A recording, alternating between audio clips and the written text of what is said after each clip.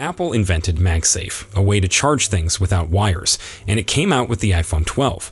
It uses magnets surrounding the charging coil to make sure the charger and iPhone are lined up correctly, which makes wireless charging work better. Apple has limited the power to 15 watt and subsequently to 25 watt for newer versions like the iPhone 16 Pro. But there is a rumor that the next iPhone 17 Pro may have a power boost of 50 watt, which might change everything. Charging speeds finally went up with 25 watt MagSafe charging on the iPhone 16 Pro. You can go from 0% to 50% in around 25 minutes, from 0% to 80% in 45 to 50 minutes, and from 100% to 1 hour 30 to 1 hour 45. This slowdown beyond 80% is because of a thermal control system that keeps the battery safe and stops it from getting too hot. The new iPhone 17 Pro might take a lot less time to get to 80% with 50 watt MagSafe charging. We think it will take 15 to 17 minutes to get to 50%, 30 to 35 minutes to get to 80%, and less than an hour to get to 100%. This would be a 30 to 35% improvement over the whole cycle. Why doesn't it go twice as quickly despite double the power? Contrary to popular assumption, doubling the power doesn't always mean halving the time. Fast charging is constrained by numerous factors: heat management, battery chemistry, and most crucially, how Apple regulates the speed as the charge develops. In reality, the speed slows down significantly after 60 to 70% to prevent overheating, and this applies to both wired and wireless charging. However, in the first half of the cycle, which is generally the most crucial in everyday use, the gain is large. Users in a hurry will be able to recover approximately 80% of the battery in just half an hour, something that is presently reserved for specific Android devices equipped with ultra-fast charging systems, such as Xiaomi, since 2021. A change expected by many users for long years, Apple has been falling behind the competition in rapid charging. Brands like Xiaomi, OnePlus, and Oppo already offer 80, 100, and even 150 watt charging, sometimes even wirelessly. While Apple's priority remains battery life, frustration was growing among many users accustomed to much shorter wait times elsewhere. With this report of a 50 watt MagSafe via the Q2.2 standard, Apple may reconcile speed and reliability by keeping a sophisticated thermal management system while allowing considerably faster recharges on a daily basis. In short, if this discovery is validated, the iPhone 17 Pro might signify a major advance in the iPhone charging experience. Going from 0 to 80% in half an hour wirelessly would be a strong argument for demanding consumers, and a step ahead that Apple now looks ready to offer.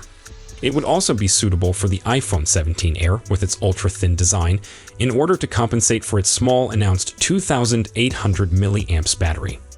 Next, iPhone 17 Pro could feature exclusive new anti-reflective display.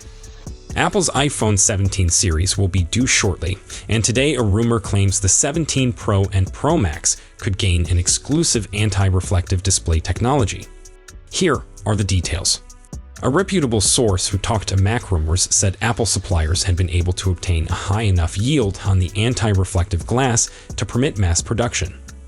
The iPhone 17 Pro and Pro Max will have the new display technology, but it won't be coming to the iPhone 17 or the iPhone 17 Air.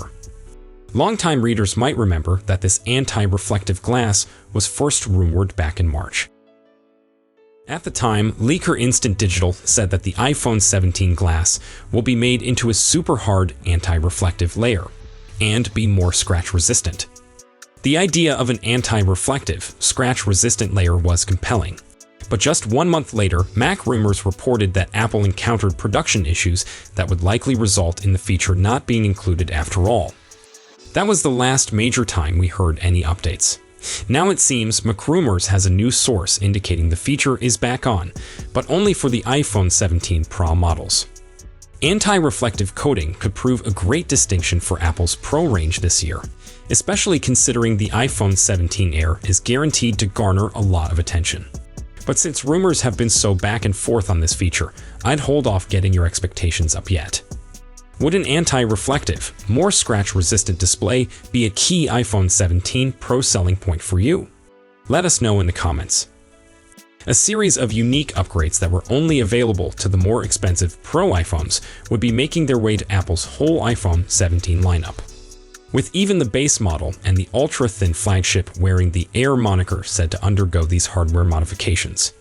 Previously, we reported that all 4 models will be upgraded to LTPO with OLED technology that would provide ProMotion compatibility, and this time, a news source indicates that these devices will also have the newer M14 panels, with Samsung being the exclusive supplier. What is unexpected is that the Korean company has yet to adopt this technology, as its top-tier S25 Ultra arrives with the previous generation M13 model. The M14 OLED upgrade is currently present on the iPhone 16 Pro and iPhone 16 Pro Max, and according to ET News, with details spotted by the tipster Jukanlos Reef, Samsung will provide this panel with the intention to apply it to all the iPhone 17 models. The story does not indicate why Apple is lowering the quantity of exclusive upgrades for the Pro models.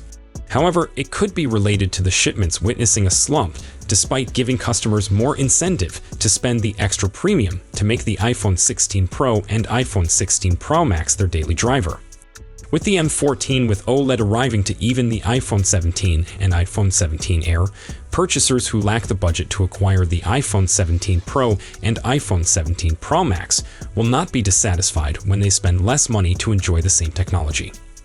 The existence of M14 has been highlighted by Jukanlos Reef earlier, with the most evident benefit being that this technology boosts the efficiency of the blue emitting layer. This advantage helps to increase brightness levels by 30% compared to the older M13 displays, while also upping the lifespan. Samsung is projected to earn greatly by having the status of exclusive supplier for these M14 OLED panels, because the study believes that the Korean powerhouse will provide up to a whopping 90 million units to Apple this year.